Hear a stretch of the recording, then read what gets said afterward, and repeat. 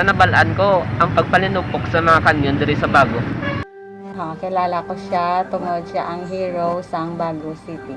Mga activities na gina-celebrate every November, una na is ang civic parade, kagang sigabong sa mga kanyon, wherein ang mga officials sa Bago gaupo dada. Kagang napagid gani, Mega? Fancy drill. Ang gina-participatean sang kinailain balang eskwelahan. In the early morning, 5th of November 1898, General Juan Anacleto Araneta led his army to march towards Bacolod City, the seat of the Spanish government in the island of Negros.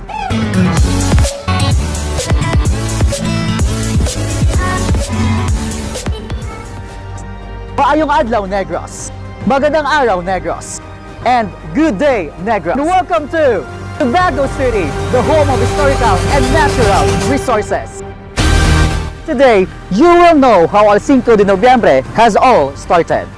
Tara, samahan niyo ako at silipin natin ang Cinco de Noviembre, the Millennials Perspective, looking back on November 5, 1898. Paano nga ba nagsimula ang Cinco de Noviembre?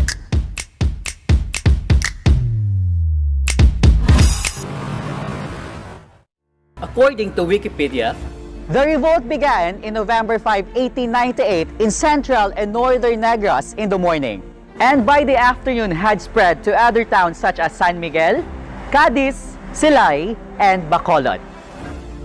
In Silay, Lieutenant Maximiano Correa, commanding the Spanish garrison, had 10 Spanish cazadores or hunters and 7 Filipino silvadores. They were entrenched inside the municipal building, but surrendered without a fight when they realized that the townspeople were determined to burn that building to the ground should there be resistance. The Silay Parish Priest Eulogio Saiz, a businessman named Juan Villaplana, and Jose Ledesma persuaded the Spanish forces to lay down the arms, and later, a flag similar to the design of the Filipino flag was hoisted by the victorious townspeople. In Bacolod, the governor of the province, Isidro de Castro, sent a force of 25 cazadores and 16 civil guards to engage a swarm of rebels seen camping near the Matabang River. After a brief skirmish, they withdraw. The governor decided to make a stand in the Bacolod convent, presently the bishop's palace, where hundreds of Spanish families had taken refuge. They waited for the attack, but it did not come. Fearing for their lives and that of their families, the Spanish governor Isidro de Castro agreed to sign an act of capitulation or surrender to the local revolutionary leaders on November 6, 1898. In the early morning of November 5, 1898, General Juan Anacleto Araneta of Bago City led his army to march towards Bacolod City, the seat of Spanish government in the island of Negros. The rebels advanced from Bacolod. Anisito Lacson, a rich landlord from Talisay, and Nicolas Goles, a deputy commander, approached from the north, crossing the Mandalagan River, while Araneta, with 1,000 of boldly men, took positions at the Lupit River in the southeast of Bacolod. Hundreds of men carried rifles made of wood and coconut fronds, and pushed carabao carts loaded with cannons, rode out of sawali, or locally known as amakan, painted in dark color to appear real.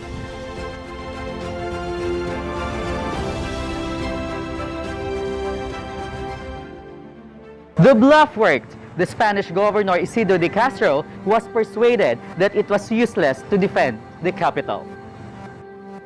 So to prevent from ahat nga kamatayon or sure death, the Spaniards decided that it was game over. It was the end of century-old abuse of power in these parts of the Philippines. They surrendered.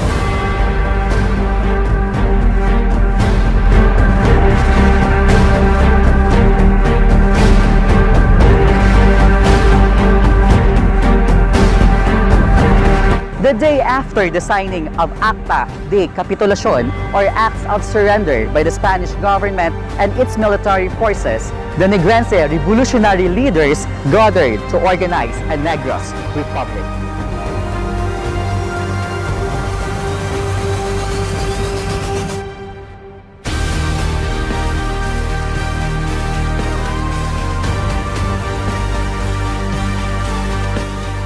Cinco de Noviembre is known to Negrenses as a celebration of a one-day bloodless revolution that freed them from the bondage of Spanish colonial power.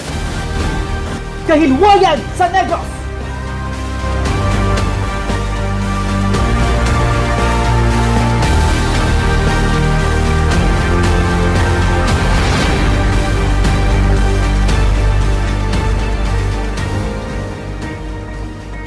What is the significance of the date November 5 or el Cinco de Noviembre?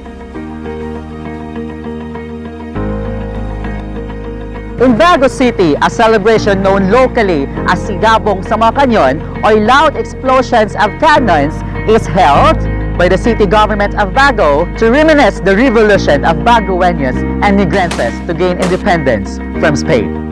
Every year, the cannons kept firing, producing sounds that could mean freedom.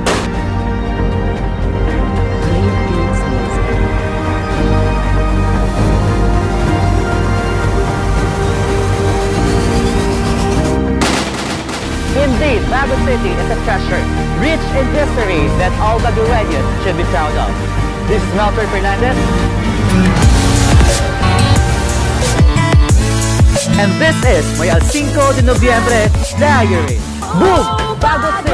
Go, Bago, dance in the light of a brand new day. Bagonhons unite,